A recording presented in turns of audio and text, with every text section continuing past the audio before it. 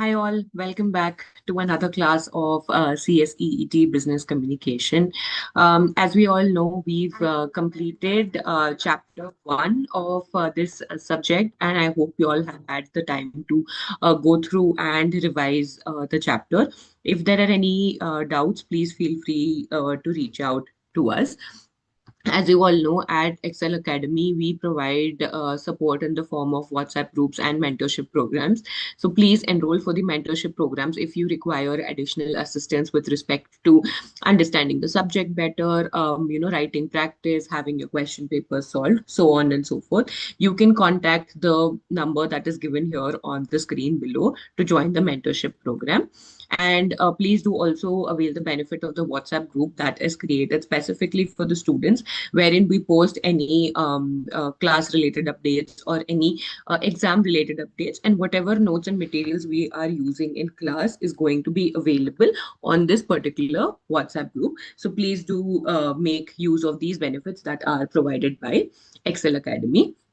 Now, without further ado, let's begin with the next chapter, that is chapter 2, communication in management or business communication, right?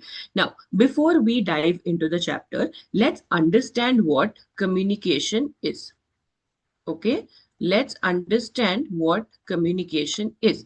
So, what do you think communication actually is? Now, what I am doing with you, I am communicating to the students. What am I communicating? I'm communicating a concept, a part of the chapter that is there in this particular subject, right? So, communication is the process of exchanging information, right? It is the process of exchanging information. Am I correct?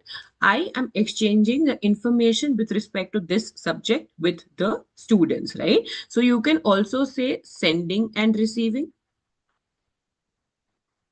correct?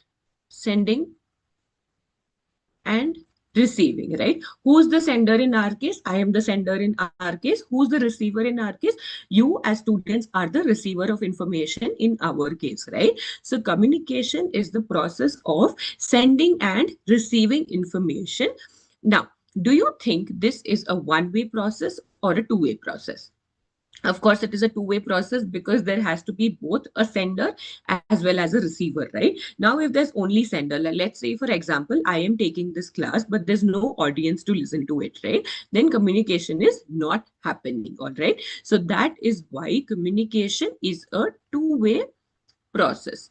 All right. So one thing to keep in mind, the process of sending and receiving information, which is a two-way process. Now, why do we have an entire chapter dedicated to this particular topic, right? Communication is utterly important. All right. Now, let's say, for example, you're working as a CS of a company, right? You have an idea, okay, or you need to tell someone about a procedure.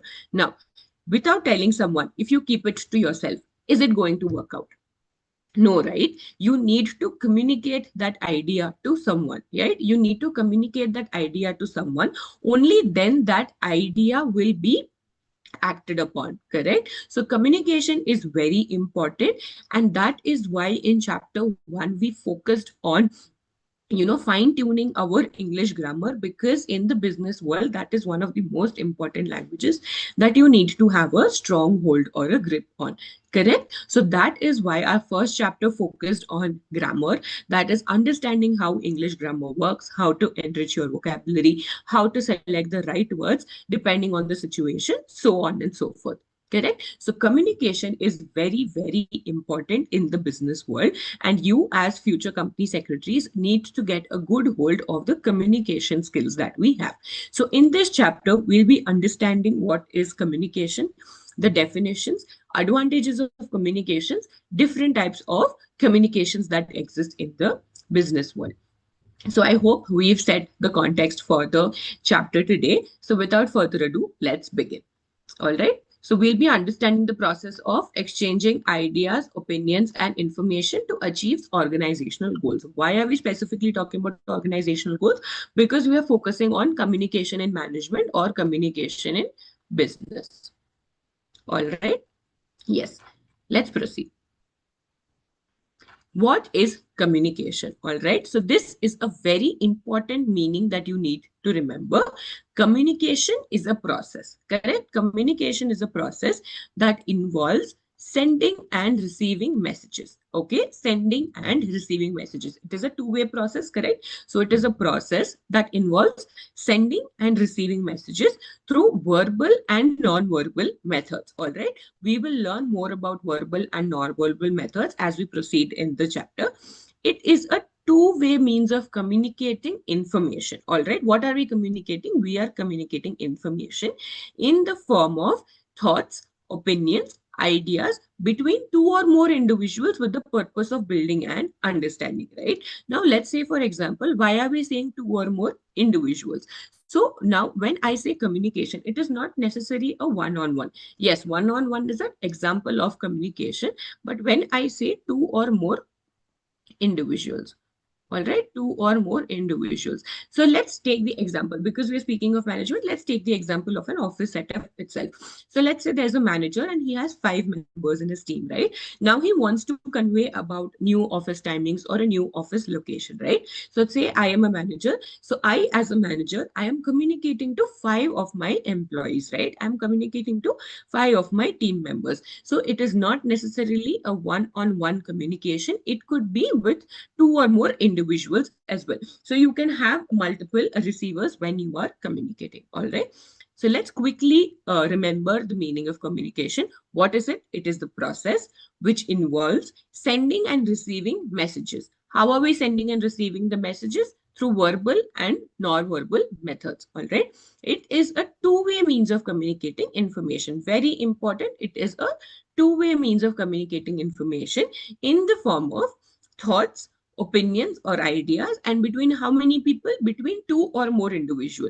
Two is basic, right? There has to be at least one sender, one receiver, but it could be more as well, with the purpose of building and understanding. Now if we are communicating someone, we took the example of a manager telling his employee about the new office timings, right? Then the employees are supposed to understand the new office timings and implement it from the next day onwards. Only then the communication is said to be complete. That's why communication becomes very important. It is not only the sender giving the message, but it's also the receiver understanding the message in the context in which the sender wanted to tell. So I hope we are clear with the meaning of communication. All right. Now, this was the meaning of communication. We have another set here, which is the definitions. For that, we will go back to the module and understand the various definitions of communications that exist. All right. So here we have the meaning which we just understood, correct? Now, we have, so whenever we are talking about a definition, right, there are various scholars who would define a particular term. Let's quickly have a look at each of these definitions. All right. Now, we have first one being Newman and Summer. So, according to Newman and Summer, communication is an exchange. So, all your definitions, one thing you need to keep in mind, it is more or less going to be in the same ideology itself. It's just that a few terms might change here and there. So, it is an exchange of facts, ideas, opinions, or emotions by two or more persons, right? It is also defined as the intercourse through words, letters, symbols, or messages, and as a way through which the member of an organization share meaning and understanding with each other. This is something which is unique to this definition. What are we saying? We are saying you can communicate through word, through letters, through symbols, or through messages, right? If I'm saying symbol, it is a non-verbal communication. That is, I may not be necessarily speaking, but I am still trying to communicate. All right. Next, according to Leyland Brown, communication is the transmission and interchange of facts, ideas, feelings, or course of action. So here they are focusing on transmission and interchange. Why are we saying interchange? So let's say, for example, we took the example of manager telling the timings, right? Now, as an employee, I may not be okay with those timings. So I am going to counter the manager by saying that this timing is not suitable for me. So it is not only one person continuously talking, it is the other person understanding and also reciprocating or giving feedback, right? So it is your sharing of information plus giving feedback. Whom is the feedback given by? The feedback is given by your receiver. All right. The next one. According to Alan Louis, communication is the sum of all things one person does when he wants to create understanding in the mind of another, right? Now, if I have, say, an idea and I'm keeping it to myself, then I'm not communicating it. But if I am trying to make another person understand, only then am I communicating, right? It involves a systematic and continuous process of telling, listening, and understanding, right? Understanding again is very important because unless the receiver has not understood, your communication is not complete, right? Ordway thinks communication is a composite information given and received out of a learning experience. In this, certain attitudes, knowledge, skills change, carving them with alterations of behavior. All right. Why are we saying attitudes, knowledge, and skills change? As we are progressing in the communication, our thought process may change, right? Our ideology may change. Okay, carving them with alterations of behavior, of listening effort by all of them involved. Okay, now let's say, for example, I, as a sender of my message, I am continuously communicating, but the opposite person is not listening. All right, the opposite person is not listening. Then my communication is does not have a point, right? It needs to have an equal listening effort from the receiver of the message. All right, so listening effort is extremely important in your communication. Then, by all involved, of a sympathetic, fresh examination of issues by the communicator himself, of sensitive interacting point of view, leading to a higher level of shared understanding and common intention. So, for to remember this, we can take the example of your appraisals or your feedback, right? So, what is appraisals? Appraisal is something that happens in your business world, wherein once in a year, your performance, once or twice in a year, your performance is going to be reviewed, wherein your lead or your manager is going to sit down with you and give you a true and fair view of how your performance has been and whether you are going to be getting a promotion or a hike in salary or you need to improve your performance, right? So me as the manager, I sit down with my employee and I tell them, so all of the issues that are addressed or any sensitive points of views that are there, I put it forward there. And what is my intention here? It is for shared understanding. I do not mean to discourage or demean the employee, but I want to make it better for them. I want to improve their performance, and that's why I chose the appraisal cycle. So this is how you can relate every definition to an instance, and that's how we are going to understand all the chapters. Next. According to M.T. Myers and G.E. Myers, communication refers to a special kind of patterning, a patterning which is expressed in a symbolic form. What are symbols? All right, your symbols could be your gestures, your symbols could be the letters that you are using, the language that you are using, right? For communication to take place between or among people, two requirements must be met. A symbolic system must be shared by the people involved. That is, we need to speak the same language, jargon, or dialects. First thing, it is a symbolic system. Now, let's say, for example, I am communicating with someone in English and that person does not know English. Will my communication be successful? No. As a sender, yes, I am giving all the information, but as the receiver, they are not able to understand what is happening because they do not know English language. So you need to have a symbolic system which is shared by the people involved. All right. Next, the association between the symbols and their reference also must be shared. Why are you using that form of communication? In what context are you using? So your symbols and their reference, this becomes very important to understand. So I hope you are getting the meaning of communication through various different definitions that have been set out by the scholars. All right, next one. According to Katz and Kahan, communication is the exchange of information and transmission of meaning. It is the very essence of a social system of an organization. All right, very essence of a social system of an organization. What do we mean by social system? The system which is set up where employees can interact with each other, right? When managers can interact with their employees, where the say someone at a management level, that is the CEO, CFO, can interact with the entire company. Then we have, as per Davis, communication is a process of passing information and understanding from one person to another. Davis also believes that the only way management can be achieved is through the process of communication, because without communication, there is going to be no further action, right? Like I explained earlier, if I have an idea and I keep it to myself, there is going to be no yield or fruit to it. But let's say I have an idea, I share it with my team, I communicate it to my manager, and we all say brainstorm and see how to make the idea work. Only then your organization is going to go ahead or flourish. And then the last one we have is by Chester Bernard, who believes that in the exhaustive theory of organization, communication would occupy a central place. All right. So now let's say there's an organization setup, right? Without communication, nothing is going to happen. All right. Communication would occupy a central place because the structure, extensiveness, and scope of organizations are almost entirely determined by the communication techniques. So here you will see that in this chapter, we are going to focus not only on communication, but communication in organization or in management, and why is it so important for any given business. I hope we are clear with the meaning and definition of communication. Coming to the next one.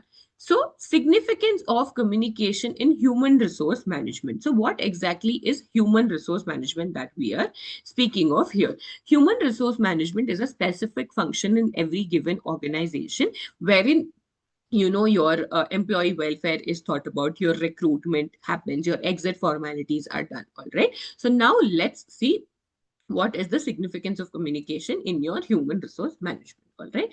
So it is your base for action, correct? It is your base for action. So starting of any activity begins with communication, which brings information necessary to begin with. All right. Let's understand in two contexts, one in the general context, one in the human resource, or you can also call this as HRM context. All right.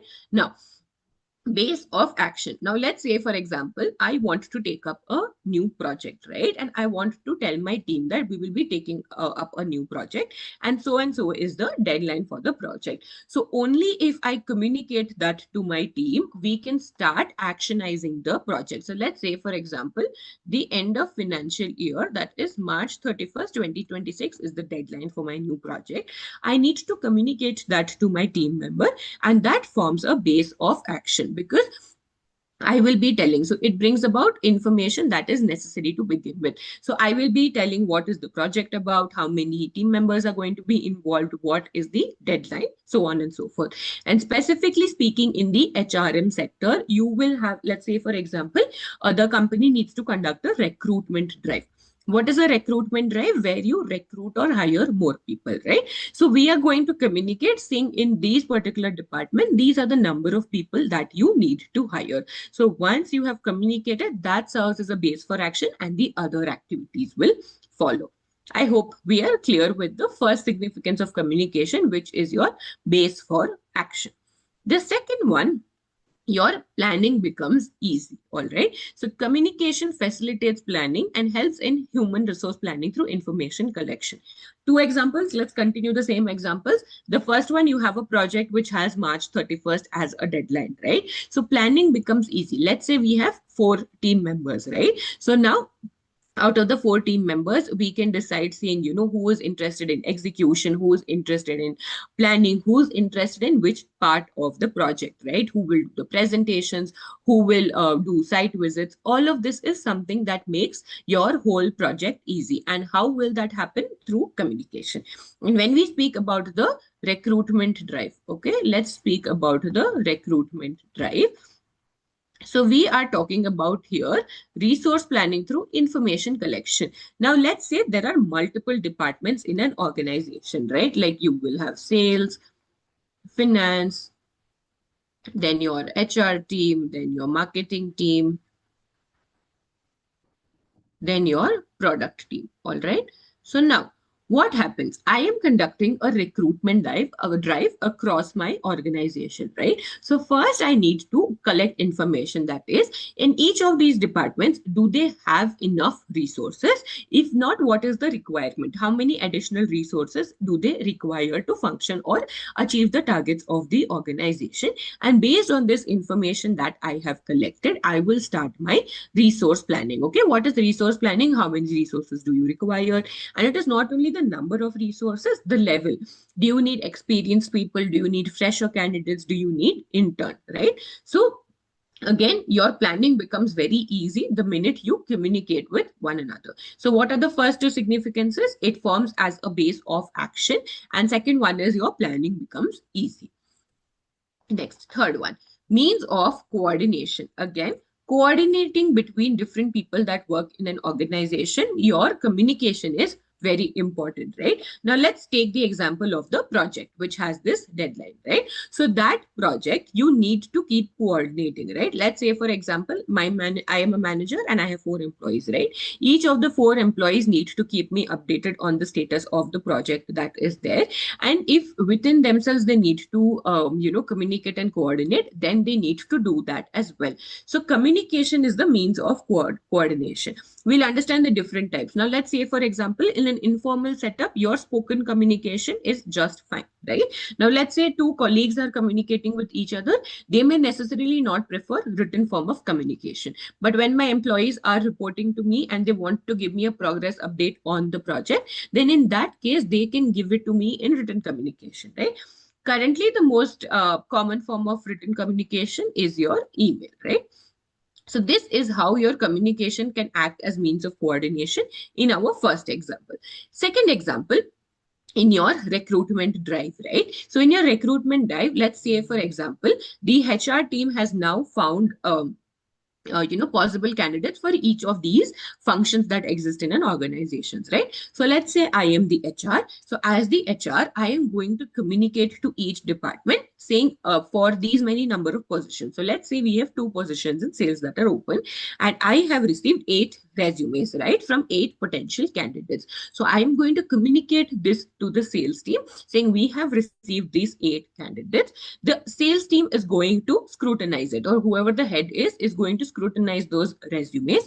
And let's say they are okay with 5 out of the 8 resumes that we have received. So then they will communicate to me saying, HR, we have received 8 applicants. Out of that, we are okay with the resumes of 5 people. Please set up the interviews. All right.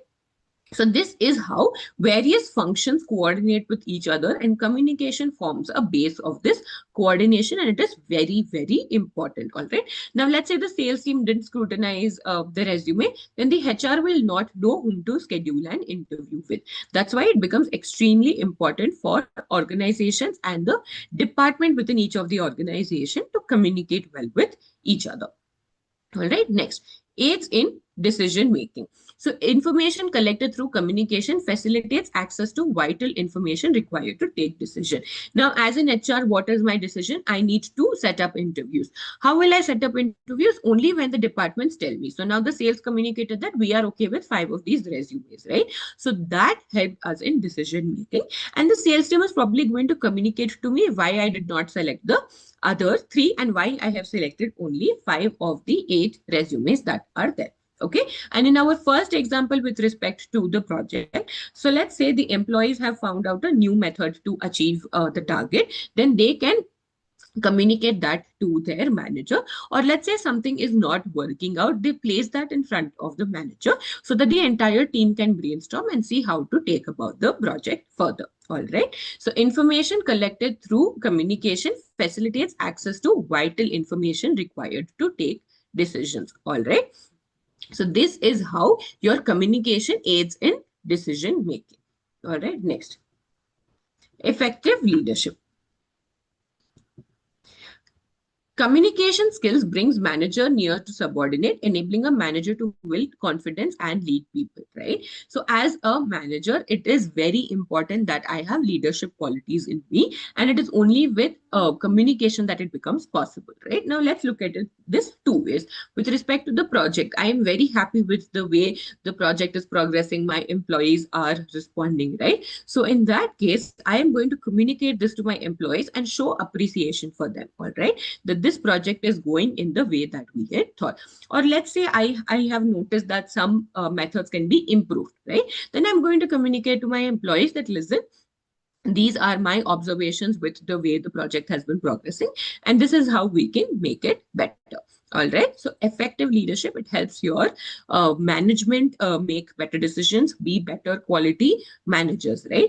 And it also works on the other way. So it is not only the manager communicating with their employees, it is also the employee. So let's say the employees stuck at some point of time, right? They can always go back to the manager and explain the scenario. And between a good exchange of ideas and communication, the employees' doubts can be resolved. Okay.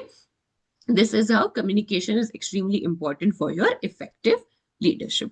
And the last one is boosts morale and motivation. All right, boosts morale and motivation. So effective communication instills confidence, removes misunderstanding, and motivates people to work hard. All right. Now, what did I say? Let's say, for example, you are very confident with the way you speak. Then you may be able to address issues faster. All right. You can put it forward in front of your manager or in front of the HR of the company. Let's say you are not very confident in speaking. What may happen? You may have an idea, but you may not be able to tell it properly, or you may have a concern, you may not be able to resolve it because you are not able to communicate it, right? That's why your communication becomes very, very important because it boosts morale and motivation. All right. So let's quickly go through the 6 significance of your communication, specifically in your human resource management. First one, it forms a base of action. Second one, your planning becomes easy. Third one, it's a means of your coordination. Fourth one, it aids in decision making. Fifth is effective leadership. And sixth is it boosts morale and motivation. So please remember both the examples to remember the benefits better. So first one, we had a new project that the manager is talking about. And second one is the recruitment drive that the HR had initiated in the company. All right. I hope we are clear with this. Let's quickly go back to the module and see if there are any additional points here. Now, significance of communication. Now we are saying that effective communication is vital for your efficient management, right? And to improve industrial relations as well. So whenever we are talking about communication, one thing we need to keep in mind is that it is not only within the organization, it will be between organizations, right? Let's say, for example, you are working in a company that builds a software product, all right? Now, once you have built the product, you also need to pitch that product to a potential customer, right? That is where your communication also becomes important. The way you pitch the product, the way you market the product, the way you are answering the clients or the prospects questions, right? It becomes very important. So both within the organization as well as outside the organization, your communication is very important, right? Your communication is extremely important both within as well as outside the organization. In the modern world, the growth of telecommunication, IT, and the growing competition and complexity in production have increased importance of communication in organizations, either whether they're small or large, irrespective of their type or kind, right? A corporate executive must be in a position to communicate effectively with whom, right? With his superiors, with his colleagues or peers in other departments, and also their subordinates. So you need to understand. So let's say, for example, I am talking to my superior, right? I need to have a certain level of respect. Of course, respect has to be there with everyone, but with superiors, you need to have an additional layer of respect. Colleagues or peers, you may have a slightly informal way of communicating. Other departments, you need to maintain your utmost professionalism because you need to coordinate with each other to get work done. And subordinates, you need to be as motivating as possible so that the subordinates are encouraged enough to do all the work. All right. This will make him perform well and enable him to give 100% to the organization. So our ultimate goal is that the organizational goals are achieved. Now, quickly going through, we have the base for action. The starting of any activity begins with communication and brings the information that is necessary to begin with. Next, planning becomes easy. Planning is made easy by communication. Any type of information that is there. Yes. any type of information regarding your HR requirement of each department in the organization, the different types of jobs that are available can be collected through communication, which helps in HR planning. All right. Policies and programs for their acquisition can be prepared and implemented. In the entire process, communication plays a vital role. It also facilitates managerial planning of the organization. So we saw both the methods, that is the HRM method as well as the managerial method. Okay, so we saw the HRM method as well as the managerial method. Okay, I hope we are clear with this point. Next, means of coordination is an important tool for coordinating the efforts of various people who work in your organization. Aids in decision making. The information collected through communication aids in decision making. Communication facilitates access to vital information, right? Access to vital information. Now, what was vital information in our case? The sales department scrutinized and gave 5 resumes to HR. That is vital information for me as a HR to know how many interviews am I supposed to schedule or set up. All right. The next one, provides effective leadership. A communication skill brings manager near to his subordinates and exchange ideas and submit appropriate proposals, know their opinions, seek advices, and make decisions. This enables a manager to win confidence of his subordinates, right? As a manager, I need to win confidence. So I need to keep telling them that, I have faith in what they're doing. I need to correct them wherever they are deviating from the goal, right? So firstly, it needs to win confidence of his subordinates through constantly communicating with them and removing probable misunderstandings, right? Removal. This could be between the manager and the employee, between the colleagues across departments, or even with external parties such as your customers or suppliers.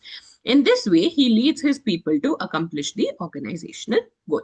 And the last one that we saw here, it boosts your morale and motivation, right?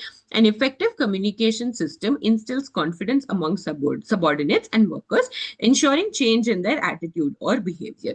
Now, let's say, for example, you as a manager are not very happy with the work of one of your employees. You are, of course, disappointed. Now it depends on you. How are you going to put this across to the employee? And that is going to determine how that change in attitude and behavior is coming off, right?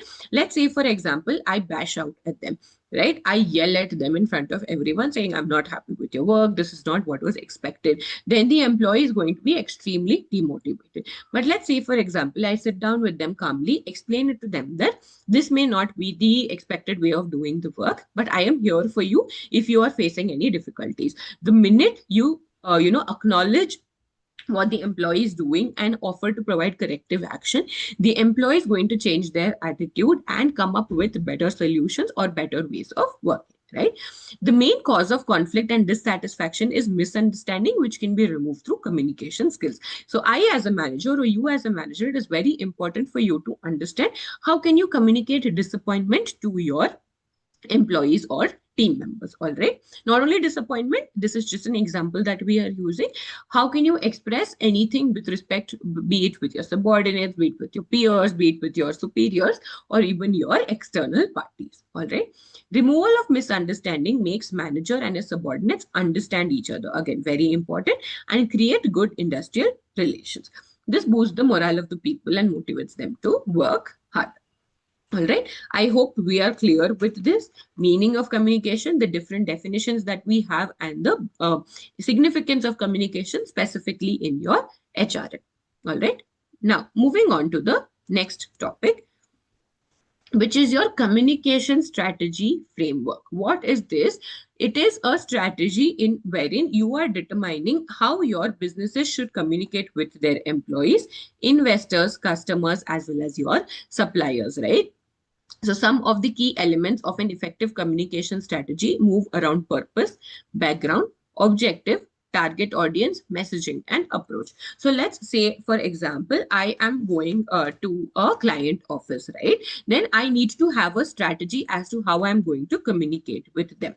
All right. So you will understand what is the purpose. The purpose is possibly to pitch a product or to review how the product has been working, right? What is the background? The background is that you've had 2 to 3 meetings with them earlier, and then you need to discuss on the progress of those meetings and decide the step forward. Again, objective is whether you want to sell your product, whether you want to upsell another product. Who is your target audience? In this case, your target audience is going to be your customer, your client, or your prospect. Then what is the messaging that you will have here? The messaging that you will have here is the product pitch that you have. How are you going to give your product pitch? What is the approach, right? Are you going to take up a formal approach? Are you going to take up an informal approach?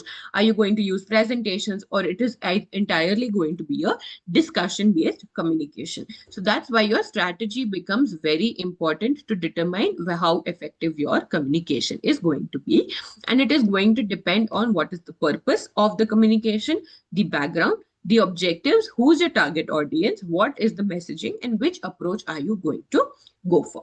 So I hope we are clear. A very small topic, but very important to understand that you need to strategize so that you are very, very clear with how your business should communicate with employees, investors, customers, as well as prospects and suppliers. All right. Moving on to the next topic here. So we have the communication strategy framework, which we just went through. So you have your purpose here.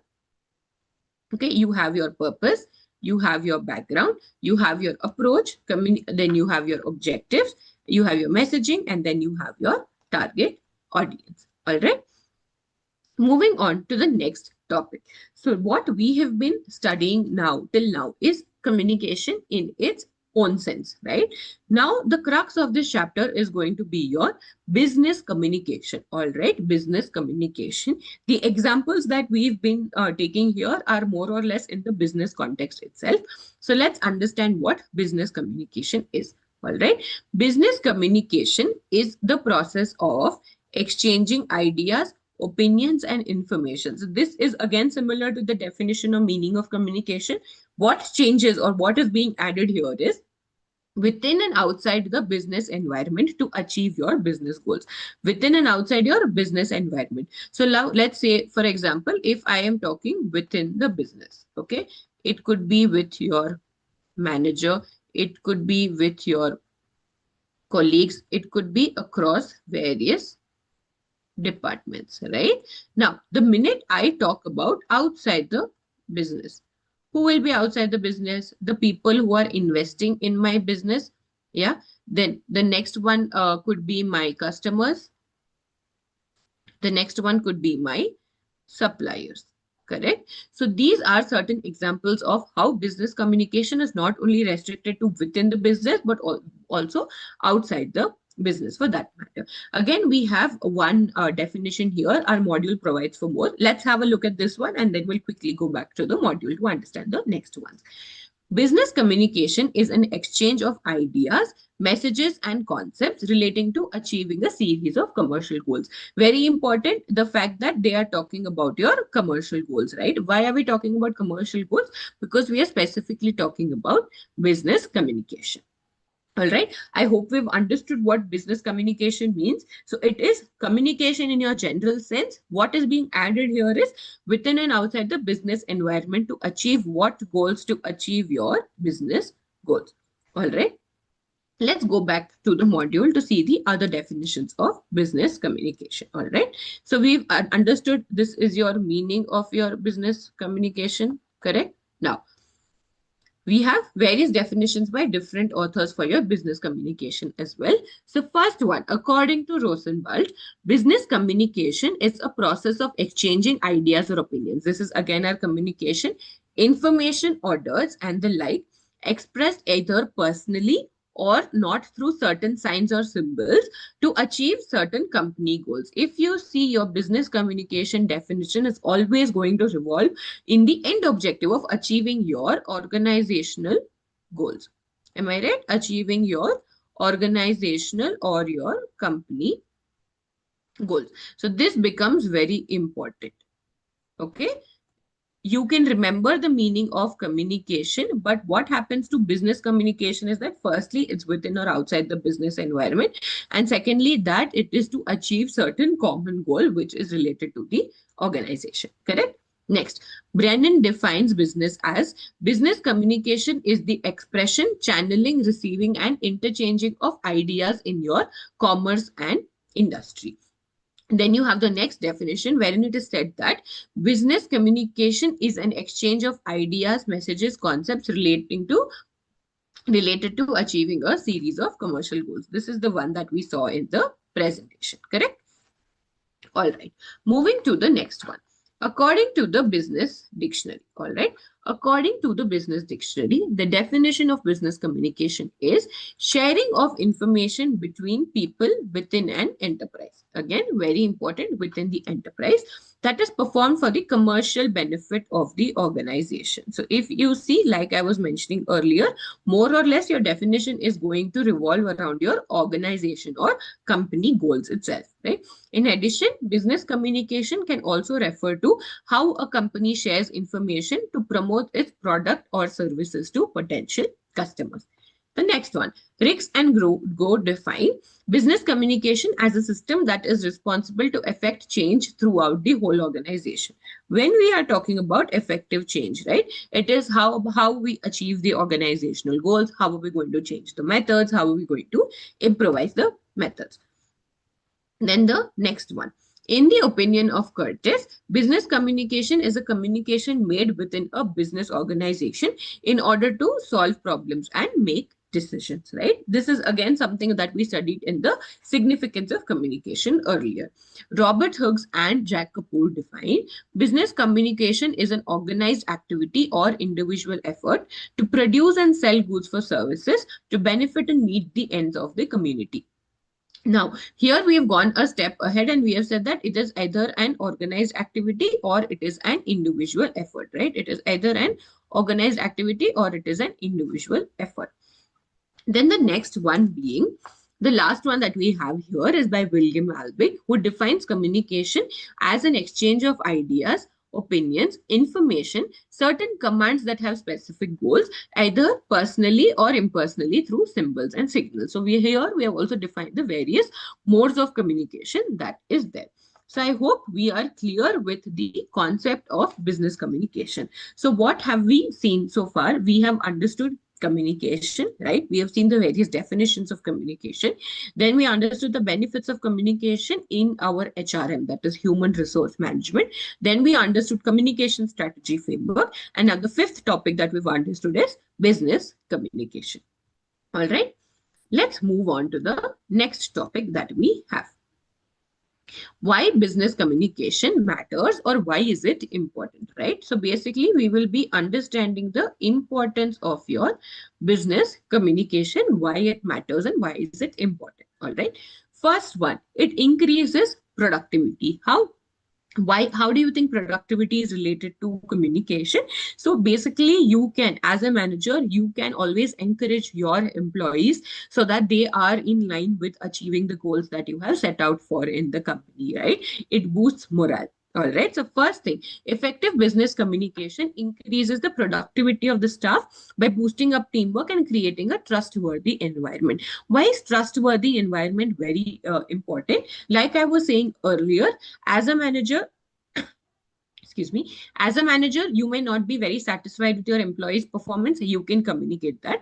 Or as an employee, I may have certain concerns that I wanted to discuss. I can discuss that with the manager, right?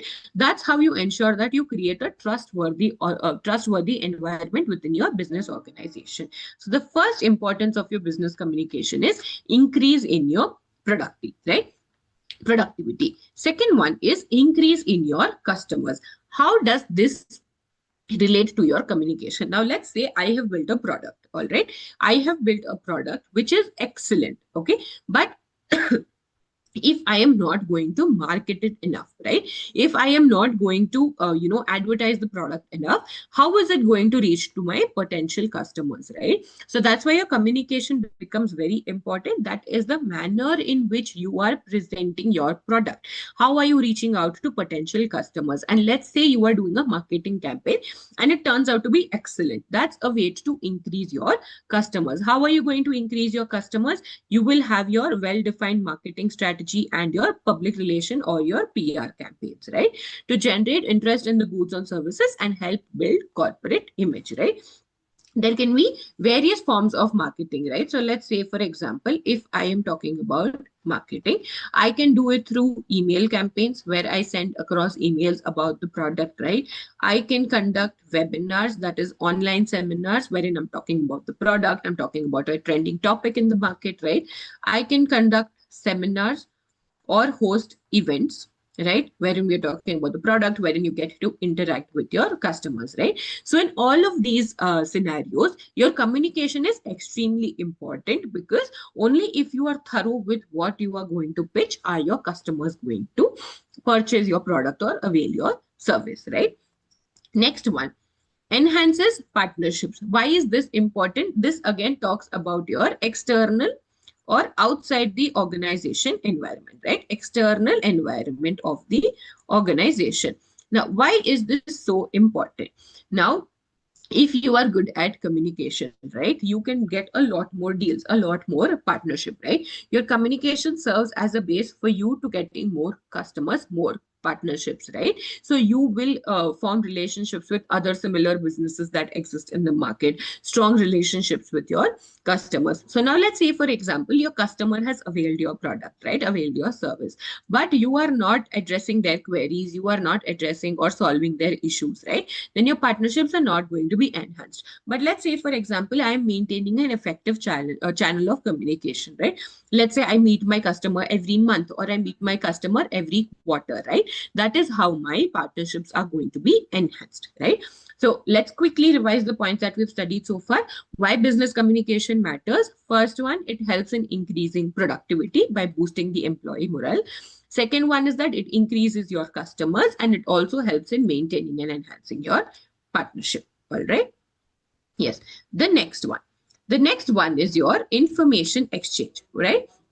This is again the base, the meaning or the definition of communication that we have been seeing now, that it is an information exchange between the people working in the organization or even outside the organization, right? So business communication is required by an organization for exchanging information with internal as well as external stakeholders, right? With internal as well as your external stakeholders, and this helps in achieving its goals effectively, right? Very, very important information exchange, right? There is a end goal to your communication, which is information exchange. Next, preparation of plans and policies, right? Very simple, very basic. Now let's say, as an organization, now let's say I am a manager, I have five, so I am going to make plans for the next say 3 months, right? Next quarter I'm going to make a plan. As the HR, I am going to make a recruitment plan, saying what is the plan of action to recruiting new employees, right? So these are just examples that I'm taking. Communication exists in many spheres in your organization, but through effective business communications, make their plans and policies properly, right? Relevant information is required for these planning and policies. Now, through communication, different management source different information through reliable channels or reliable sources. Okay, I hope you are clear with this point as to how communication is important for preparation of your plans or policies. All right. The next one and the last one here is that it facilitates innovation. How does it facilitate innovation? So we just saw an example of how there was an idea and how it will, if it is communicated properly, that can become a plan of action. All right. So let's say, as an employee or a manager, I have an idea, and only once I have communicated it can we work upon it further. This relates to your first advantage that we discussed, that is your base of action. Okay, only if I have communicated the idea, it can be worked upon and it becomes the basis for your innovation as well. So it helps your businesses in innovating and facilitates your employees to convey their ideas and suggestions openly. I hope you are clear with the significance of business communication. Quickly, let's revise. Increases productivity. Second one, increases your customers as well, enhances your partnership, exchange of ideas or information exchange, preparation of plans and policies, and facilitates your innovation. All right, let's just go back to the module to see if there are any additional points, right? Now, 6 reasons why business communication matter. First one is your productivity, right? How does it increase the productivity? By boosting up teamwork. It creates a trustworthy and an understanding environment among whom? Among your employers and your employees. Effective communication is related to cooperating with employees and understanding their needs and desires, right? Let's take, for example, we were talking about appraisal cycles, right? Now, as an appraisal cycle, me as a manager, I have certain expectations of my employee. I am going to communicate that. And my employee has certain expectations of salary hike, of promotion, right? So if these needs and desires are expressed within the environment and they are acted upon, then your productivity is going to increase, right? Let's say, for example, I as an employee, I requested a salary hike of say 20%, right? And if my manager has told me that they will give it to me, then my productivity is going to be increased because I am motivated by the fact that I am being rewarded for the hard work that I have done so far. All right. By doing so, employees are able to accomplish their tasks more effectively and efficiently. And also the scope of doing mistakes or errors during their work minimized due to effective communication. All right. So first one is increasing productivity. The second one, it helps in increasing your customers. All right. Customers are important part of any business because they are the ones who will give us the revenue. Right? They are the ones who will help us generate revenue. And effective business communication can facilitate in attracting new customers and retain current customers. Like I was telling earlier, let's say someone has availed your service, but if you are not addressing their concerns, then you may lose that customer at the end of the year, right? So both are important. That is new plus existing customers. You need to attract new customers while also maintaining relationship with your existing customers. In the pursuit of generating more revenue or attracting more new customers, you cannot compromise on the quality of communication that you have with the current or the existing customers. A well-defined marketing strategy and PR relation campaign run by an organization generates the interest of the customers in its goods and services and help build your corporate image in front of the customers. All right, I hope. So the first one is increasing productivity. Second one is increasing customers. Now, the third one, it enhances your business partnerships. So business communication also improves partnerships. It plays a significant role in dealing with external business clients or vendors, right? Who is vendors? Vendors may be required to communicate on products regularly for improvements, right? So let's say I have availed a product of another company, right? Now I need to make sure that I am communicating to the vendor if I have any feedback, and the vendor communicates with me to show me what are the various new product features that are available. All right. Also, an effective and harmonious relationship with other businesses determine the further success of an organization. All right. A business unit that has developed its image as an entity for easy partnership through its effective communication can attract other business units for forming business relationships with them. So let's say, for example, we are talking about vendors, right? So let's take the example of HR again. Now I have wanted to get a HR portal for my organization, right? What is an HR portal?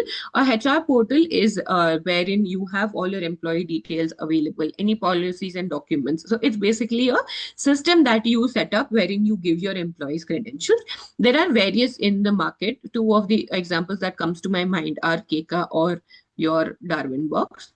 All right. So these are portals that exist in the organization, right? HR portals. Now let's say my organization has availed Darwin Box, right? So Darwin Box becomes my vendor. All right, it has supplied its product or service to me.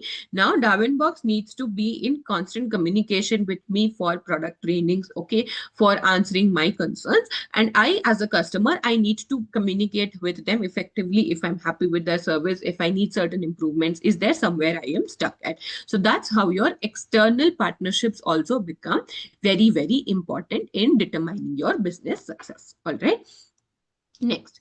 Facilitates innovation in business. Effective business communication helps in business innovation as well as it facilitates employees to convey their ideas and suggestions openly. So let's take an example, right? Let's say our team meets once every week on Friday at 5 p.m. All right. Now there, if I as an employee am giving my idea and my manager is open to the idea or works on the idea, then I'm going to feel confident to express my ideas and suggestions later. But let's say, for example, someone demeaned me, did not accept the idea, then I am going to feel discouraged. So if that safe space is created within the organization, then innovation also comes into picture, right? Similarly, at the time of launching any new product, effective communication ensures the performance of the sales team, market acceptance, fast delivery of products. Now, let's say the product team has built the product. You need to explain that to the sales team so they are able to make their pitch better to the potential customer. All right. Then the next one is your information exchange. Again, this is the basis of communication itself for exchanging information with whom? Internal as well as your external stakeholders. And this helps in achieving your goals effectively. And the last one is your preparation of plans and policies. Through effective business communication, organizations can make their plans and policies properly. All right. Relevant information is required for preparing these plans and policies. So how will you get this information? You will get this relevant information through communication. All right. How are you going to get this information? You are going to get this information through communication. All right. So I hope you are clear with the significance of business communication. Just to quickly review the 6 points. First one is increases productivity, increases customers, business partnerships are enhanced, your innovation is facilitated, there is information exchange, and the sixth one is preparation of plans and policies. All right. So I hope you are understanding the basis of all of the topics, and I'm trying to connect it as much as possible with real life examples so that it becomes easier for you to remember all of these points. All right. Let's proceed to the next part. Types of business communication. All right. We've been discussing this. It's mostly your internal and external. All right. You can communicate either within the organization or business environment or outside of the business environment, right? Now, in internal specifically, we have 3 types, which are again divided into 2 subtypes. So we have internal upward, internal downward, horizontal, and then we have our external. All right. How does this work? All right. Internal upward, subordinate to superiors for feedback and requests. All right. Subordinates to their superiors. So internal upward. So let's say, for example, we are talking about upward, right? So it is from the lower level to the higher level. So it is going to have an upward arrow. Am I right? Upward arrow. So where is this used? Subordinates to their superiors for feedback and requests. So let's say, for example, I as an employee, I have certain suggestions that, how to make the project better for the manager, or I have certain feedback, or I have requests, right? Maybe I need additional resources. Maybe I need additional time to complete the project. Then that is going to be an upward communication where I am talking to my superior, right? It could either be for feedback, it could either be for any request. So the first type in internal that we have is upward, wherein the lower level communicates to the upper level. And lower level is not something to demean, it is a level. So you have lower level, middle level, and your top level, right? Internal downward. Again, you see internal within the organization itself, but it is downward. What does it mean? Top level to their employees for instructions and policies, right? Now, let's say, for example, the top level, let's say the HR head has introduced a new leave policy, right? They have given an additional leave. So one additional leave that we have gotten now is menstrual leaves, which is there in Karnataka and other few states for now. So now maybe the company has taken that into picture and has passed that as a policy. So HR head is going to communicate that to their employees that now female employees get to avail one menstrual leave per month. So you get to know the rules of that, whether it's available on your HR portal or not. So that has your downward arrow. All right. So again, as the name suggests, it has your downwards arrow. So it is your top level communicating to your subordinate or your employees, right? The next one is horizontal or lateral. So now this is between people of the same level. people of the same level. So this is among co-workers, colleagues, or peers for coordination and cooperation. So let's say I am a manager. I have 5 people in my team. So if those 5 people in the team are communicating with each other, then it is going to be horizontal or lateral. It can also be between departments. Right? It can also be between departments. And the last one that we have is external, is wherein you have with your customers, your suppliers, your vendors, so on and so forth. So these are the different types of business communication that exist. When we have two major types, internal. Under internal, you have upward and downward. Then you have your horizontal or lateral. And last one, you have your external communication. All right. We just have a small chart here to quickly understand. So internal downward is your leaders to employees. Internal upward is your employees to leaders. Horizontal or lateral is your peer to peer. Peer to peer could be your colleagues, yeah, your departments that are there. And external is your organization to the stakeholders. Who can be the stakeholders? You have your vendors, you have your customers, you have your public. Okay. All right. So these are the different types of communication that exists in the business world. Let's just quickly go back to the module to understand it better. All right. Types of business communication. So the first one that we have is internal business communication, right? Within the members of the organization, very important. This communication includes both formal as well as informal communication. So let's say it is from the top level to the employees, it is going to be your formal communication, but between the colleagues is going to be your informal information. Different departments that transmit communication by different means to employees come under communication. So it's not only your workers and your heads, but your different departments also that exist, right? Next, internal communication should be effective as it is a vital source of viewing and representing organizational issues. Effective internal business communication may increase job satisfaction level, productivity, efficiency of employees by decreasing their turnover and grievances. What are we talking about? We're not talking about the business turnover here. We're talking about the employee turnover, which means that the employee should not leave the organizations. All right. Now, in internal, so we've understood within the members, it could be formal or informal. It could be within departments. It is to address all of the issues, to reduce the turnovers, address all of the employee grievances, and increasing profits. The first one that we have in internal is the upward, right? Follows a bottom to top management approach. Upward. Okay, so you can see from the bottom to the top, all right, from the bottom to the top, right, where information flows from subordinates or managers or any other person higher in the organization level.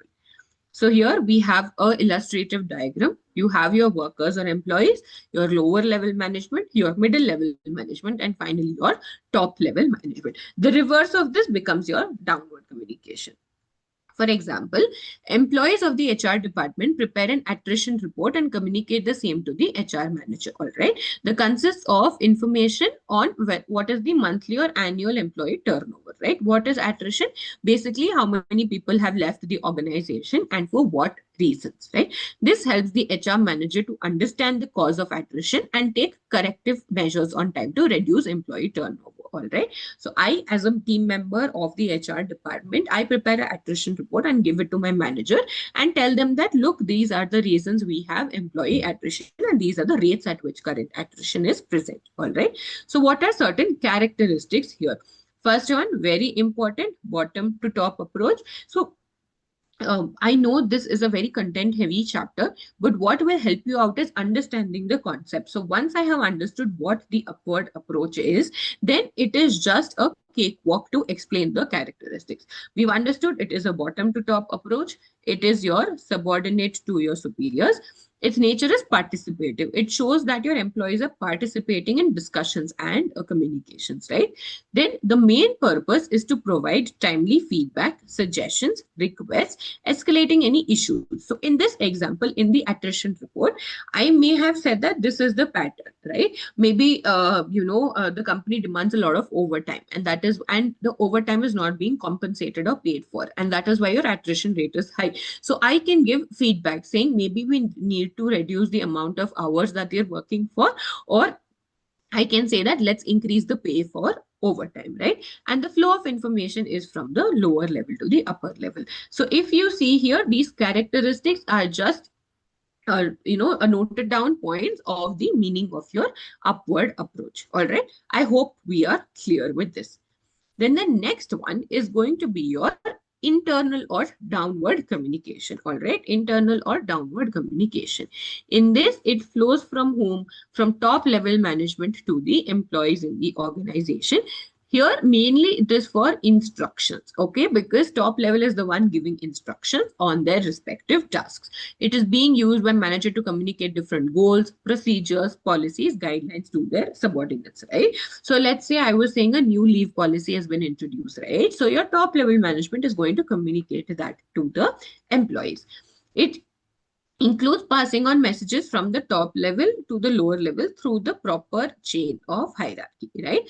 This communication can be both in oral as well as a written form. How is it oral? Let's say we meet in a meeting, right? Your communication, you are all having verbal communication. It can be oral, or I am passing across a memo in the company, or I am sending a email, right? So that is in your written form. Next, the written form includes different notices, manuals, news display in electronic form, etc. Right? So let's say we are talking about the HR portal, and here there is a new leave policy. All right. So here I am going to show a new document which reflects my new leave policy in the HR portal itself, right? Whereas the oral form of downward communication includes face-to-face conversation, telephonic communication, meetings, etc., right? So this is how your downward communication can be both written as well as oral, and both are equally important. So depending on the context. So let's say, for example, another example is a manager is very happy with the employee and wants to give feedback, right? Maybe a written email appreciating the employee is the right way to do so. But let's say I am disappointed with my employee. I may not write it directly over an email and send it to them. But what I may do is I may sit down with them, have a face-to-face communication first, and then write it in an email and send it out. So the sensitivity to the subject matters a lot, and it also helps in deciding how are you going to communicate your concern or your point of view. Okay, so you have your MD, your managing director, and then you have the general manager, then you have your assistant general manager, then you have that division or department head, right? Which were the various departments that we saw. We saw the sales department, we saw the marketing, then we had finance, then we have HR, and then we have your product. And then within that department, you may have individual supervisors. And finally, you have the workers that form a part of that department. All right. This is how you understand how your your upward approach is different from your downward approach. In our upward, so here there is a downward arrow. That means it comes from the top level to the bottom or the lower level. All right. So I hope we are clear with the first two types. The first main type is internal. And in that as well, we have the upward approach, that is from the subordinates to the higher authorities. And then we have the downward approach, that is from the top to the lower authorities, right?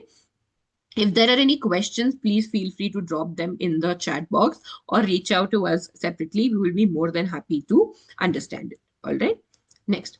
Now, we have an example for the downward approach here. So top level management may instruct managers of different departments on certain new rules and regulations in the work areas, right? Maybe there may be a change in your office hours by the management, and the same is communicated to the employees by circular, notice, or email system, right? Now, characteristics, pretty simple. It's just the opposite of your upward approach. This is a top to bottom approach, that is from your superior to your subordinates. Its nature is directive. What was the nature for upward? The nature for upward was participative. Am I right? The nature for upward was participative. The main purpose is to communicate organizational objective, plans and procedures, and flow of information is from the upper to the lower level. All right, let's move to the next one, which is your lateral or your horizontal business communication. All right. Again, like we were discussing earlier, it could be amongst your co-workers, colleagues, or even different departments in the organization, right? So the first example that we have is co-workers, all right? It could be either verbal or written communication. Now, this may include interdepartmental communication or communication between cross departments and can be between people of same or similar rank in the company. Then this is crucial communication to achieve desired results. So now let's say, for example, the product team has built the product. All right. Then it tells it to the sales team. So the sales team can start making the sales pitch. All right. Now what happens? Sales team have certain target to achieve, right? Sales team is going to communicate that target to marketing. All right, it is going to communicate that target to marketing saying this is the sales that we are aiming at this particular quarter. So please prepare your marketing initiatives accordingly, right? So if you see, these are within the departments in an organization itself. All right. So this is just an example that we have taken to achieve the desired results, right? Let's say you have a sales target of 2 crore, right? Product team has built the product, they've given it to the sales team has set the target of 2 crore, they've given that target to the marketing team, so the marketing team can start initiating initiatives to achieve that particular target. All right. Now, to achieve your desired results, so this communication happens among employees having an equal hierarchy level. Right? To achieve the functional effectiveness, horizontal or lateral communication is required for seeking mutual cooperation and help.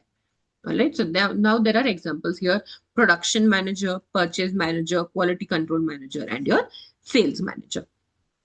For example, the marketing head of an organization is supposed to communicate about market trends, customer needs and expectations, product demand to the production head for product needs accordingly, right? Now, let's say I am into marketing. I am studying analysis. What is it that the customers are going for? What is it that the customers want in the product, right? So it becomes very important within the organization itself for these departments to communicate with each other.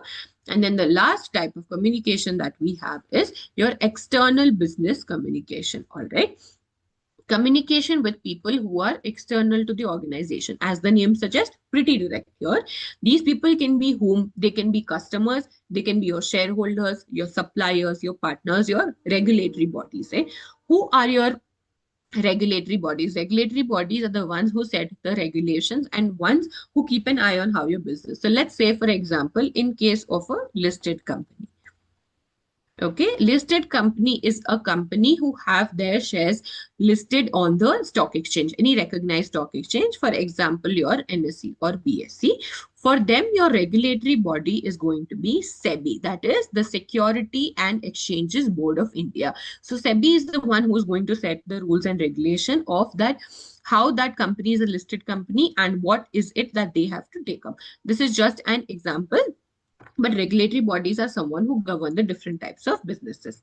Now, external communication facilitate increasing sales volume, effective operations, increase in the profits of the organization as well. This ultimately results in increasing corporate image, goodwill, and overall performance of the organization. How? The more you are going to have a healthy communication with the external business environment, the more your goodwill is going to be built, the more customers are going to utilize your products, and the more customers are going to retain themselves as customers of the organization.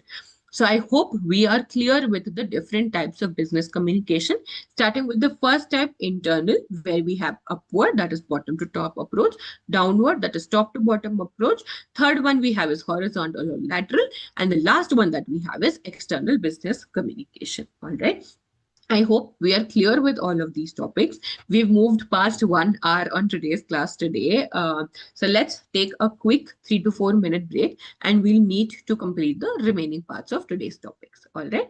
I will see you in 5 minutes. Thank you.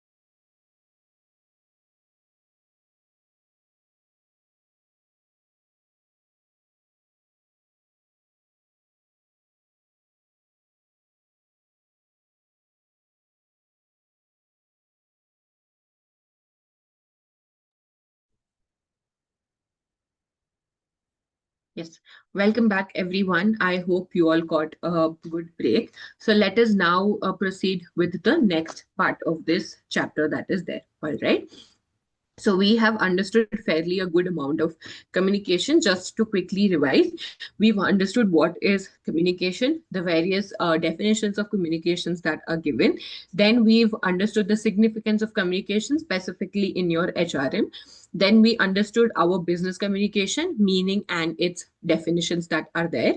And then we saw the importance and why business communication matters. And the last one that we understood is the types of business communications. So we are halfway through today's topics. Let's quickly proceed to the next one. All right. Communication process. Extremely important. This applies not only in the business module, but also in general sense. But let's understand this from a business sense itself. All right. So now let's say, for example, we have communication process here. So what did we understand? Communication is a two-way process where we have a sender and a receiver. Now, there are three main things here. The sender sends the information, the receiver listens to it, and the receiver also needs to understand the information that is being communicated. All right. The receiver also needs to understand the information that is being communicated. All right. So let's take a basic example. Let's take the example of a project report that we have. All right. Now let's talk about a project report. All right. Now, project, one second. Let's talk about a project report where an employee is submitting the project report to the manager. All right. So now the first step in the communication process, we have the sender. Who is the sender in this case? The sender in this case is the employee. Why? They are initiating communication and transmitting the correct information. All right. So we have our project report, which starts from the employee, right? So let's say I am the employee. I am giving the report to my manager. So I am at the initiating process where I am the sender. All right. Now, let's just a second.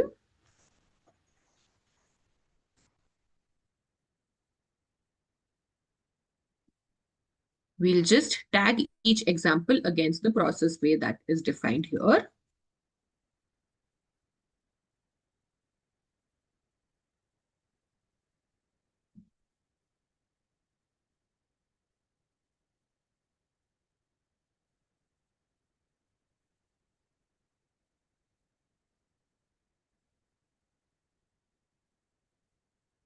All right. So the first step, we are talking about a project report. All right. Yes. So I am talking about a project report and I am the employee who is submitting the project report, right? So the first process starts with the sender, all right? Who is the sender here? The sender is the employee, all right? The sender is the employee. Next, what happens is encoding, that is translate information into word, symbol or gestures, right? Let's say I am saying the project had this much success rate. These were the metrics that were understood as a part of the project. Let's say I'm creating a sales report itself, right? A sales or a project report. So then I am going to say I have achieved 110% of my targets, right? This is the industry in which I have done the highest amount of sales. So I have this information with me. Now I am going to put it into words, symbols, or gestures. In our case, it is going to be words and symbols. All right. Now, the next part is message. Turn it into a form, into a oral, written or visual communication. I am going to make it a written form of communication. All right. I am going to make it a written form of communication where I write down all of these information specifically, saying what my target was, how much did I achieve as a part of my target, and what are certain highlights of the project that I have taken up. All right. So sender, I am the employee, I am the sender. I have certain piece of information which I will encode in the form of words and symbols. Then that encoded message, I will put it into an actual form of communication, which could be your oral, written or visual communication. All right. then I can choose my channel through which the information is conveyed, right? So let's say because it is written, I want to email it to my manager. So the channel that I am going to use is a email form of communication. I could have either expressed this, all of this information to my manager in a face-to-face meeting, but I choose to give it in an email form of view. Okay. Next, receiver. Who is the receiver? My manager is the receiver. Okay. My manager is the receiver to whom the message is intended. I am not sending my project report to my colleague or the head of the organization. I am just sending it to my manager. All right. Next one, the manager will decode. What will the manager decode? Whatever I had encoded and put it in my message earlier, the manager, whether the targets that are achieved are in its true sense, whether all of the areas of improvement that I have suggested were incorporated in the project report or not. So as a manager, my manager is going to decode this thing, and based on that, they are going to give me feedback saying, yes, you have done a good job because you have, say, achieved 110% of your target. Okay, so then there might be appreciation, there might be certain observations as well. Okay, and there can be the next plan of action saying, now that you have achieved this, these are the next things that you need to achieve. So this is how you remember your process. Please do not sit to by heart any of these points. Remember the examples that we have discussed, and basis that, please remember the process itself, right? Let's quickly go through the process. We need to understand there's going to be a sender and receiver. Sender is the basis. Okay, sender will encode and add it into a message, then choose a medium or channel of communication. Then the receiver is going to receive it, decode it, and provide feedback. What did we understand? For decoding, listening is very important, and for providing feedback, understanding is very important. Let's say, for example, at this stage itself, it has stopped. Right? My manager has received the email, but the manager has not opened the project report nor has given any feedback on it. Then the communication process is complete from the sender's end, not from the receiver's end. This becomes very important. One thing that is very important, that the communication doesn't end the moment the sender has given the updates. It ends when the receiver has actually read or listened to it and understood it. All right. I hope we are clear with the process of communication. All right. Now, quickly coming back to the module. So we have communication is a dynamic process that involves transmitting information, okay, from the sender through a receiver through a channel. What was our channel? Our channel was email. It could be anything. It could be a meeting as well. It could be a notice or a circular as well. Okay, in turn gives feedback in the form of message within a given time frame. All right, there are 7 major elements. The first one being the sender. Who is the sender? The one who initiates the communication. And what do they do? They send an encoded message to who? To the receiver. All right. Now, the sender is the first person involved in the process. I am the one who initiated this entire process of communication. He is responsible for transmission of the correct information. All right. I have to give correct information. Now, in the report, let's say I have achieved 110%, right? But I am exaggerating and saying I have achieved 130%, which will be incorrect. So I need to make sure that I have included correct information and I am conveying the same to others. The next one, encoding. This is the second element. It is done by the sender, so it can be decoded by the receiver. So what happens here is the sender encodes, right? And the receiver decodes. All right, very important. Now, the sender encodes the message in the form of certain words, symbols, body language, signs, or gestures to translate the information. Who has this information? Me as a sender, into a message. The way the sender encodes the message denotes the perception, background, competencies, skills, or knowledge of the sender. This is where your English grammar, the first chapter that we study, becomes very important, because let's say I have achieved my targets. Okay, I have achieved my targets. But if I'm not including that in an effective manner in my report, then it is not going to be communicated well to the manager, right? So let's say I'm preparing this sales report. Like if I as a employee, I am putting down what was my target, how much I have achieved it within what time frame. Let's say I had a quarter by but I achieved it in say 2 months itself, right? It makes a lot of difference. What were the strategies that I used, which were the customers that I approached? This makes your sales of project reports many x times more efficient, right? You are communicating all the effort that you have put into achieving this target. All right. Next is message. What is the message? You have encoded the message. Now this is ready to be sent to the sender, right? Receiver. Now the message can be oral, it can be written, verbal, graph, gesture, signs, mood, sound, etc. So it depends on you as to how you are putting forward the message. All right. In your business world, your main two are your oral, written, and your verbal. Graphical is something again that is very important. Gesture, sign, mood, sound is mostly in the case of your informal communication. But here in this case, these four are the ones which are major, right? You can show graphs as well. Your sales trend, how your sales has improved from last quarter to this quarter, which industries have you approached, what is the value of each of the deal that you have secured, all right? Then you are going to choose your communication channel, right? That is the medium through which your information will be conveyed, because you need to choose the right and most appropriate channel, right? It can be through oral, written, verbal, internet, web, gesture, sign, symbol, newspapers, etc. All right. This becomes very, very important to make sure that whatever you are communicating is effective. In our case, we are emailing it to them. So that is written communication. Okay.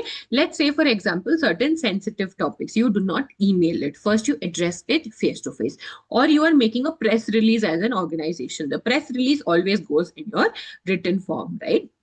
So that is why it is very important for you to decide the channel of communication. All right. Next we have is receiver. The receiver or recipient is one for whom the message is intended. How the receiver decodes the message purely depends on the knowledge which he or she has. Then you have decoding, which is done by the receiver. Decoding is done to interpret the message in the correct ways. And the last step that we have is the feedback, which is the final step, which intends that the sender has sent the right message, receiver has received and decoded. Very important, and understood it in the best possible way. You may not understand it in the exact sense that the sender has given it to you, but in the best possible way. And feedback is necessary as it increases the efficiency and permits the encoder to know the efficacy of the message. So this is how it becomes very important for you to understand the channel of the communication that exists. All right. Let's take another example. One example we took is your submission of your sales or your project report, correct? Now let's take the example of marketing to your external customers. Okay. Marketing to your external customers, that is there. We will understand the different steps of communication that exist here. All right.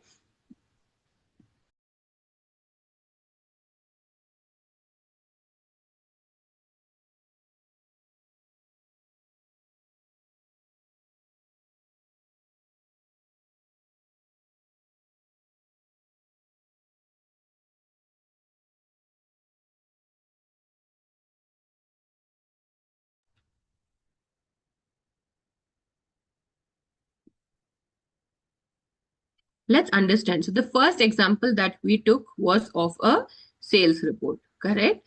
Now, the next example that we are taking is going to be of a product launch. Okay, a product launch where I have the sender being the company, all right, and the receiver being the public or my potential customers. All right, the public or my potential customers. All right, so now let us understand the first process. The first one is going to be the sender. Okay, who is going to be the sender? The company is going to be the sender, wherein the company will be the one communicating the information about the new product to the customers or the potential customers, right? Now, once the sender has done, what is the next process that we have? The next process that we have is encoding. Encoding is basically what sort of information are we going to include in the product pitch, right? So now I will include about the product, what is the purpose. If I want to include pricing, what is the pricing, right? So this will be encoding, all right? The third one will be the message. How are we going to give this message, right? It could be, say, in the form of an advertisement. So once I know what I want to speak about, we will analyze the different channels that are there. It could be in the form of an advertisement. It could be in the form of a email campaign, right? Or it could be in the form of a newsletter, correct? Then I am going to choose the channel. Now let's say if it is an advertisement, then it is going to be, say, a social media channel, right? If it is an email campaign, then it is going to be email communication. Newsletters, again, it is going to be an email communication, or I could host an event, right, to launch my product where all the industry experts are going to come and join us. I could host an event as well, right? Next. Yes. Next is going to be my receiver. Okay, who is going to be my receiver? My potential customers, right? Now, what is the receiver's responsibility? The receiver's responsibility, yes, the receiver's responsibility is to decode the message. Okay, basically understand whatever the sender has given it to us, right? Now, let's say, for example, if it is an ad, what is the essence of the ad? What is the sender trying to communicate, right? If it is the email campaign, reading the contents of the emails, right? So basically, it could be watching the advertisement, reading the email, all right? Or in case of newsletter, you can go through the newsletter, going through the newsletter, all right? And if in case it's an event, then you will listen. What will you listen to? It could be your panel discussion, your speeches, or product pitch. And the last one is to give your feedback. So as a potential customer, what did you think of the product? What did you think were the highlights of the product? Would you purchase the product, right? Or what is your next step of action? So this is how your communication channel becomes very important. I am giving you multiple examples here so as to it becomes easy for you to remember the process rather than by hearting the keywords that are there. I hope you are clear with all of this. We've taken two examples. One is that of a sales report and the other one is that of a product launch that is there. All right. Now let's proceed to the next part of the chapter that is there. What are the different means of communication? Okay, what are the different means of communication? The first one that we have is verbal communication. Okay, as the name suggests, this is something which is face-to-face, telephonic, television, FM radio, other spoken means, right? We just understood about our panel discussion, our speeches. These are all means of verbal communication where I am not writing anything down. I am purely speaking it all out, right? Verbal communication focuses on speaking. Face-to-face contact, your meetings, your telephone, your television, FM radio, events, these all form a part of your verbal communication. Second one is non-verbal communication. Again, not very prevalent in the business world. This is usually in your informal conversations, wherein you have your body gestures, your dress, your tonal expressions, or the mood that communicates without words, right? Dress is something very important. So let's say you are going to an event, you are formally dressed, you already have a command over your personality, right? Because you are formally dressed. You are conveying that you are going for a formal event. Let's say versus if you are casually dressed, then it automatically communicates that you are not going to a formal event, right? Then the next one, most common, most important one, it is the written form of communication, letters, proposals, postcards, or web writings to convey your messages. Again, the most prevalent in your business organization. Last one is your visualizations, which is your graphs, your pictures, your analysis. to make it easier to grasp your information. So here we have a pictorial form of visualization wherein we have given various pictures, right? You can see this is verbal, this is written communication, these are like gestures, and these are like visualization of pictorial graphs. So you need to choose the correct mode of communication depending on the scenario that exists, right? So let's say, for example, I want to write a detailed report on the success of the company. I am going to choose a written communication. Okay. Let's say there has been a crisis and I, as the managing director of the company, I want to address that crisis. Instead of written, I will go for verbal, where I answer their questions either face to face or in a verbal form of view, right?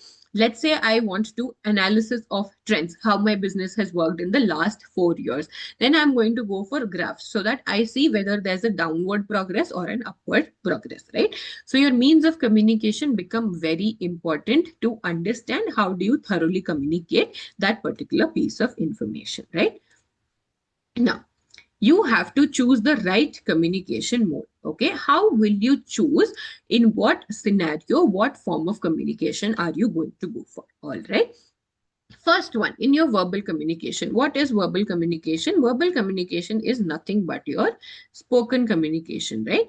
Where does verbal communication work? It has the ability to motivate, correct? Let's say an employee has not been performing very well, right? Then the manager can sit down, speak face to face with them to, encourage them and motivate them. Something that cannot be achieved by your written communication, okay?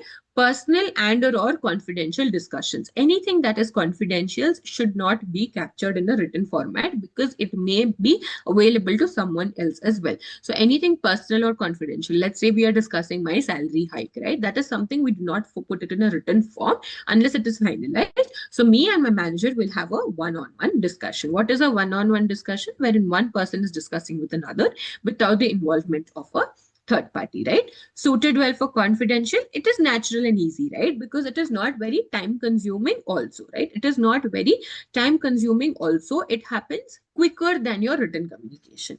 It is transient and non-reusable. Why is it non-reusable?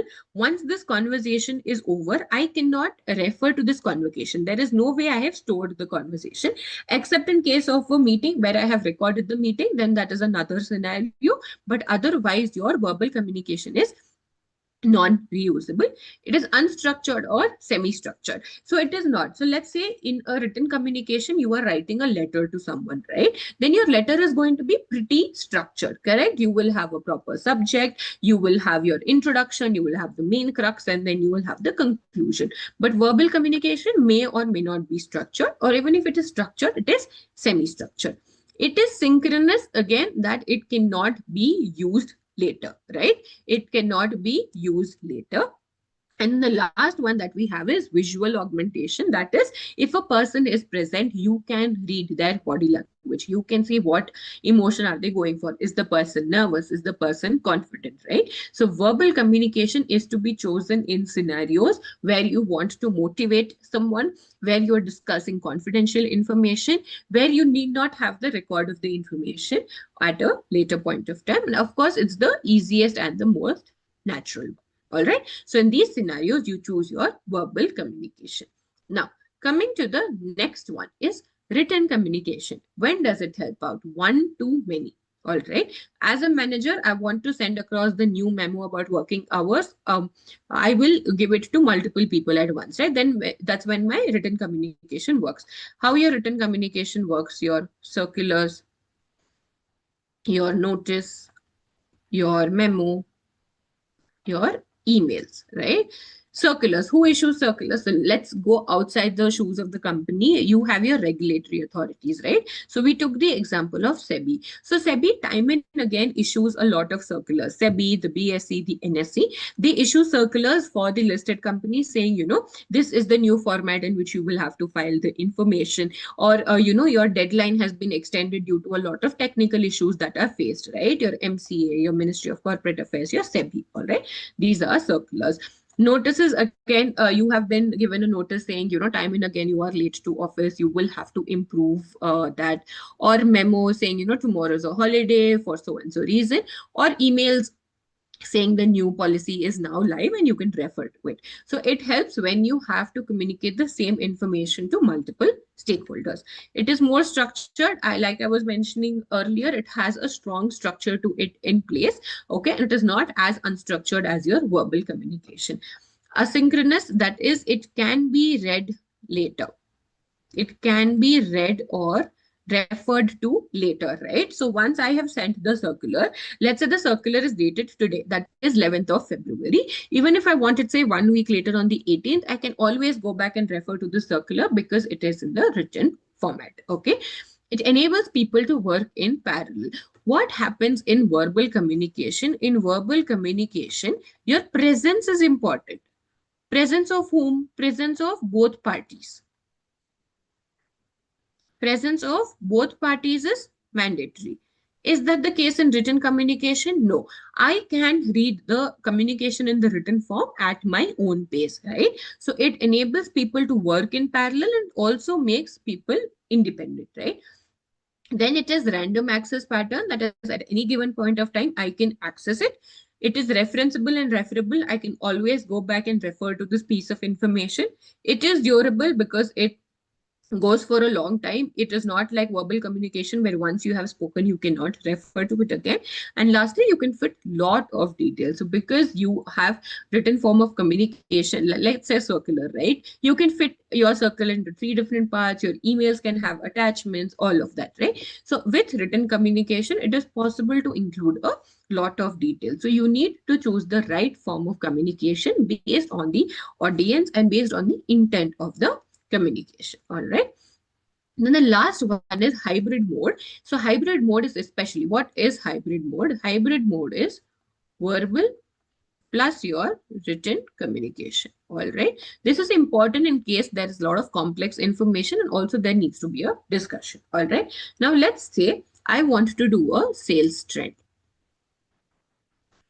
of 2 quarters. Okay, I am in my third quarter currently and I want to do it for last 2 quarters, right? Then what am I going to do? I will have a written. Maybe I will have a presentation where I have a lot of graphs, a lot of figures and a lot of numbers. Then I am going to gather my team and explain these figures and numbers to them, right? I'll explain the sales trend. I'll explain what went well, what did not go well, what is the plan of action, right? So wherever there's a lot of information, plus it also needs discussion, that's when your hybrid mode comes into picture. All right. So this is how you make sure that you are choosing the right mode of communication. Sometimes just written isn't sufficient as well. Let's see. Let's say in this particular sales trend example that I'm taking, I have prepared complex charts and I have just emailed it to everyone, right? It is going to be very difficult for the receiver to understand if they do not have context to it. So that's when I know that I need to also discuss the points that are mentioned in the presentation. Last one is silent, but again, not very prevalent. It exists theoretically, wherein you have zero information that is transferred, right? Let's say we took an example of emailing your report to your manager, right? Let's say the manager never opened the email, right? Then it is going to be a silent communication because the sender has just sent out the information, but the receiver has not even decoded it or has not even opened to understand what the sender has sent. Not very prevalent, but it is again a type of communication. All right. So I hope we are clear with the different types of communication and how you choose the right communication mode. Right. Let's go back to the module quickly once. Okay, so the first one we have is verbal communication, which we all know is nothing but your spoken communication. It can be done by means of face-to-face contact, telephonic, television, FM radio. All right. Non-verbal is the opposite, wherein it includes body gestures, right? Again, for a face-to-face conversation, like your dance, drama, thriller. The tone expressions are also an example of your non-verbal communication. Then you have your written mode, which includes writing letters, sending proposals, or postcards. And last one is where you have visualization, wherein you have pictorial representation, graphs, etc. All right. So these are the 4 types of communication. And here comes the choosing of the modes of communication, right? Now, According to the research by Dr. Albert Mehrabian, words convey only 7% of our message, while the rest of the communication occurs through our tone, volume, facial expression, gestures, posture, and 93% of communication is non-verbal, right? So what are we saying? 7% is words, 93% is non verbal. All right. Which means that hybrid mode of communication is what they're talking about, right? You need both and a balance of both to make sure that your communication is reaching the highest amount of audience and the truest of its intention, right? Now, in verbal communication, we have ability to motivate, right? Personal discussions, one to few people, suited well for confidential information. It is natural and easy, right? It is better than having to write. Okay, translate and non-reusable. The whole communication cannot be reused or transferred to another person without additional repetition, right? Let's say why it cannot be transferred. If I have a circular from SEBI, I can send it to someone for their reference. But if I have spoken to my manager, then I cannot send that conversation to anyone, right? That's why it is non-reusable, all right? Hence, it is not scalable if there's a need that others need to be included in the conversation. It is unstructured, that is, it is open-ended and can evolve as the conversation proceeds, right? Let's say the conversation began as a performance appraisal, right? But as it evolves, it could also become the future plan of actions. But let's say I have written down an email for performance appraisal, then I cannot go beyond it. Then synchronous, it is that people involved have to be here at the same time. Okay, like I was saying, your presence is important. Your presence is important.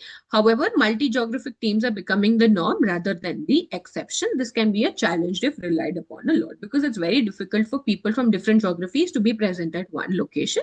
So that's where your VC or video conferencing meetings come into picture.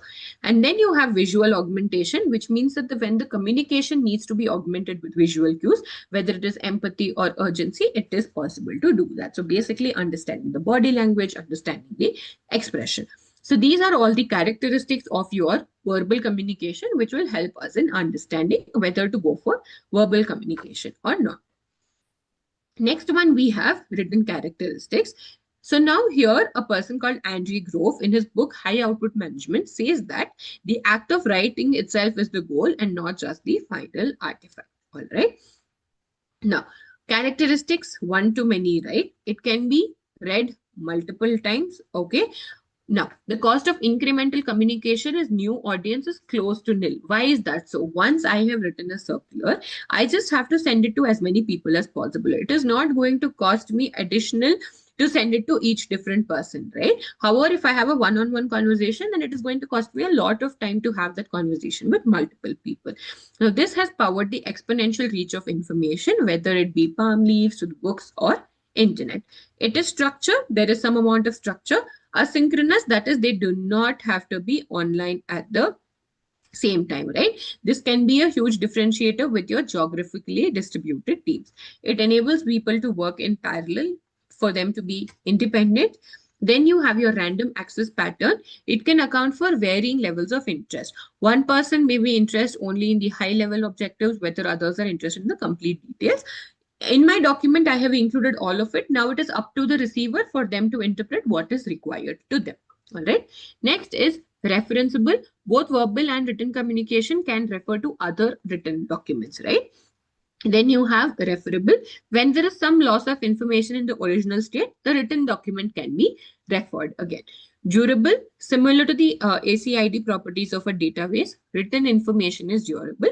Whatever it is, it will remain the same as over time it is transferred. So let's say I have a SEBI circular, which is dated 11th Feb 2026. All right. But let's say I'm referring it on 10th August 2026 again.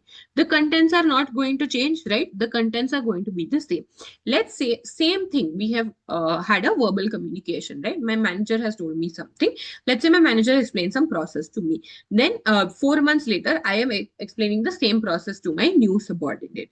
It may happen that in the flow of information might be different from what my manager told me versus what I told my subordinate. However, if that process was written, then the same thing would have been communicated from my manager to me and me and the subordinate. All right. Next is lots of details. When there are lots of details, written more serves the purpose well, right? Combination of some of these characteristics, so random access pattern and referenceable can be counted as a combined requirement.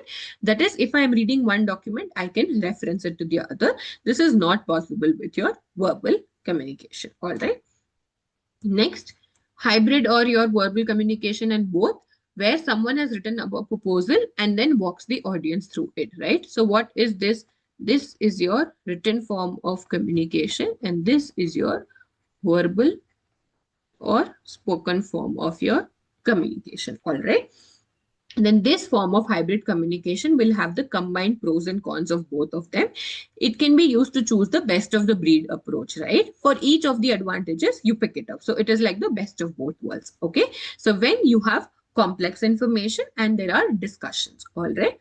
And the last one is, of course, your silent communication. It can be considered as a communication where zero information is transfer. All right. So I hope you have understood all of the topics that we have discussed so far in this chapter. If there are any doubts, please feel free to reach out to us. Now, without further ado, let's pick up the last two topics of this chapter, which is your communication networks. I know we're almost close to 11 o'clock, but maybe we will take 5 to 10 minutes extra at the max to complete these topics, right? So now, we have communication networks, various types of communication networks that is there.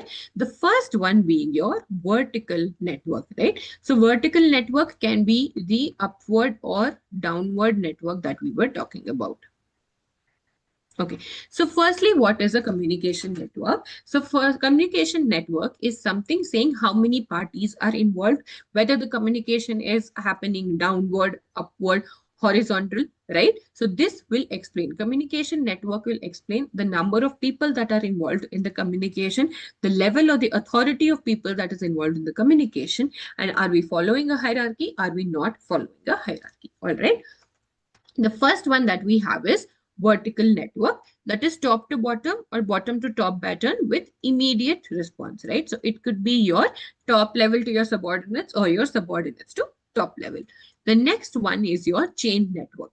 Hierarchical level following series of commands from the top to bottom, right? So we saw the example of top level, middle level, lower level, and then the employees or the workmen. Circuit network, simultaneous two-way communication in the circuit at the same hierarchical level, right? It could be, say, all of your department heads talking to each other, right? It could be my production head talking to my sales head talking to finance head talking to marketing head. Then you have your wheel network, which is centralized format with single superior commanding subordinates in a wheel formation, right? You have a single superior who is there. And the last one is star network, which is enabling free communication among all the people that is involved, right? This is mostly there in an informal setup. Or let's take an example of an all hands meeting. What is an all-hand meeting? It is a meeting wherein, all the employees of the company meet and you have the CEO or your MD addressing all of the concern, answering all important questions. So all employees have a free hand in addressing their concerns, right? So these are the different types of networks that exist. To represent it, first one, vertical, it is top to bottom or bottom to top, all right? Then you have your chain network where you have a series of commands. So there is a hierarchy here. Then you have your circuit network wherein two-way communication is present. Wheel network has a single superior commanding subordinate, and star network has a free form of communication across, right? Now, here we have the various characteristics of the communication networks. Before just going here, we'll just go back to the modules to see the different types of network.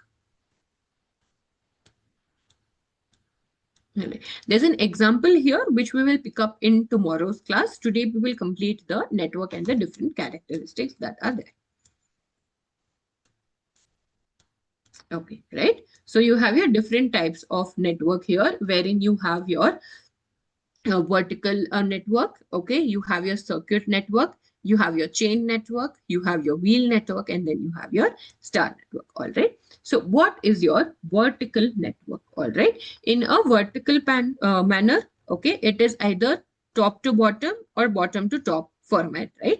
This communication provides an immediate response as the receiver receives the information faster than any other network, right? I am talking to my manager is talking to me, and we are getting immediate responses from one another, right? We can call this also as a formal network. The best example is the top level and bottom level employees. Miscommunication does not happen because this is a pretty direct form of your communication. All right. Then you have a chain network. All right. What happens in a chain network? There is a series of commands. Okay. So now here a bottom to top communication does not happen. Superiors ordering the subordinates. So let's see with the examples that are given here. This is your vertical network.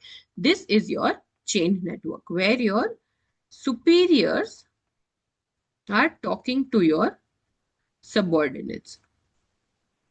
Okay, it is not two-way, it is one way, correct? If you see here in the vertical network, it is a two-way conversation, right? Whereas in case of your chain network, it is mostly your superiors addressing your subordinates, correct? It is your superiors addressing your subordinates, right? Bottom to top communication does not happen. It is only top to bottom. All right. Superiors ordering subordinate is the best example. Also, the leader leading the group of people is an example of chain network, right? The message has to reach from the top to bottom level without any alteration or meaning of words, and care should be taken to avoid the same. Avoid what? Avoid your alteration of words. And this network is not fast, and few people who don't understand the message will remain in the loop. So what does remain in the loop? They will remain confused. All right. So I hope we've understood vertical versus chain network. Vertical is a two-way communication with either a top to bottom or bottom to top approach.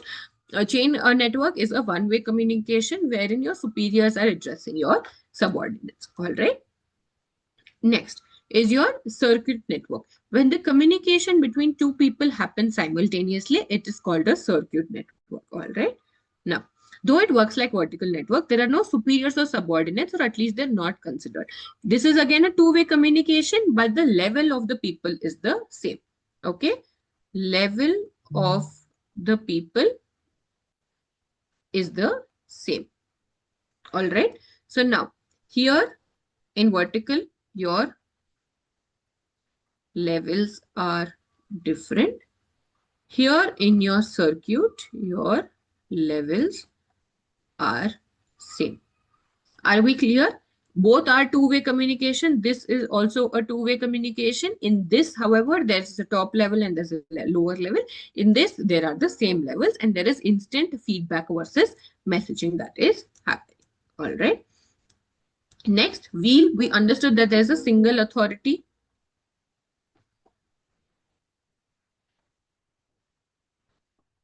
Single authority or single superior that is involved, right? So let's see how this works. The the commands or information is from a single superior, and subordinates form a wheel in the network. The entire network is highly centralized. Why is it centralized? Because there is a single authority that exists and expects immediate feedback once the message is given. And due to this, we can call this communication as a type of micromanagement because there's one person managing everyone, right? This network is an improved form of chain network. Since the information is received directly from central authority, there is no chance of miscommunication and the communication is very formal, very powerful, right? Now again, let us now look at the diagram of the wheel network that exists.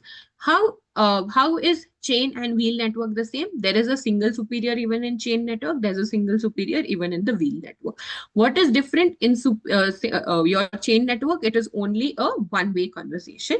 Your wheel network, it is a two-way conversation, right? Wherein the superior is transmitting the information and you also have your subordinates giving immediate feedback. All right. So here in case of vertical, it is mostly your one-on-one. Here it is one-to-many and there's a feedback or a two-way communication. All right. Here if you see, this is also one-to-many, but no feedback, right? So please try and understand these networks in connection with each other. Do not try to understand this independently. So start off with your vertical network, all right, followed by your chain, circuit, and wheel. And then the last one is star network, where we are seeing free communication. What are we seeing? We are seeing free communication that exists, all right? Quickly, we'll move on to star network. So several people are involved. Firstly, how many people are involved? Several people are involved in this network, and the process forms a star shape. This network enables people to communicate with each other or with people who are involved in the same process. This network can be considered as a development of a wheel network, right? In wheel network, now what is the difference between wheel and your star? If you see, number of people are more or less same. In wheel network, there is a single superior. In star network, there is no identified superior. Here in wheel network, you can see that A is my superior. In your star network, you can see that there is no one as your superior. So there is no identified superior in your star network. All right. Now, it can be considered as a development of wheel network. All are free to communicate. Very, very important. All are free to communicate with each other. No restrictions are present to block the communication. Okay, no restrictions are present. Teamwork is built using this communication. A WhatsApp group which is related to work is a very good example of a star network. All right. I hope we are clear with the different types of network that exists. Okay. We have your vertical, you have your chain, circuit, wheel, and star. All right. Now we'll take 5 more minutes and complete the last part of today's class, which is characteristics of your communication network. All right. Depending on which communication network you are choosing, these are the different characteristics that exist. All right. Message should be clear. Again, very, very important. It should be free from jargon. Jargon we saw in our first chapter. These are certain technical words that exist, right? Certain technical words that exist. Free from jargons, it should be simple, short, active voice. Again, we understood this in the first chapter itself. We had active versus passive voice, correct? And better with bulleted points if long. It should be concise. Concise basically means that it should be to the point. Okay. Firstly, it should be clear. Secondly, it should be concise to the points. You should avoid long or lengthy messages because otherwise you will lose the receiver's attention, right? It should be explained with concrete or true information. We saw that in the process of communication, whenever you are encoding a message, whenever the sender is encoding the message, they have to include the truest of the information. All right. Messages should be passed in relevant order, logical, sequential, and well planned. Right. So if you saw in the different types of networks that were there, let's say in vertical network, it could be top to bottom, bottom to top. Whereas in your chain network, it was only from the top to bottom. So you need to make sure, depending on the network that you are choosing the correct order of also transmitting the message. Next, the transmitter should be honest, respectful, polite, considerate, open with the listener, right? Not rude, not racist. What happens when all of these come in? This means that you are losing the listener's interest, okay? Next comes the listener. So first we had what, the transmitter or the sender. Okay. Transmitter is none other than the sender.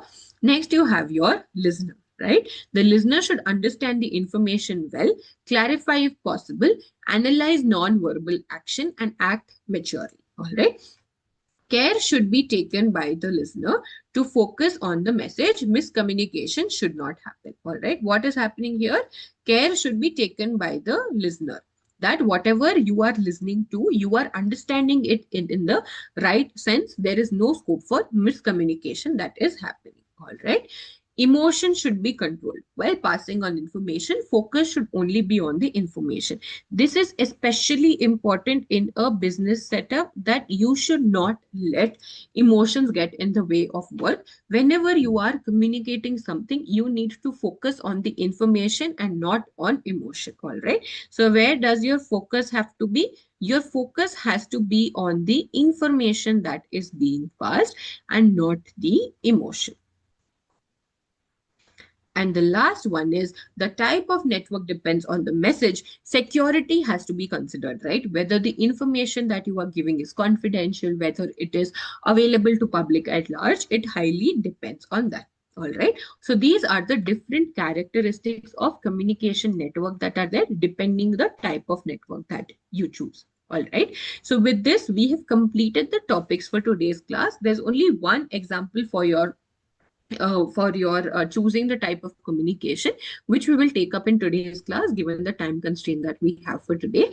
But other than that, I hope you have all understood the various topics. We do understand, looking at the module firsthand, it might be a little scary that there are so many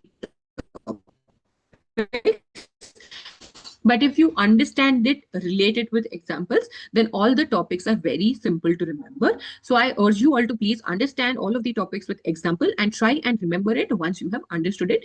Please do not go to by heart. All right. So with this, we come to an end of today's class. I will see you all again tomorrow. Kindly revise all of the topics that we have gone through so that when we meet back for the next topics tomorrow, we have our earlier topics revised and fresh in our mind. All right.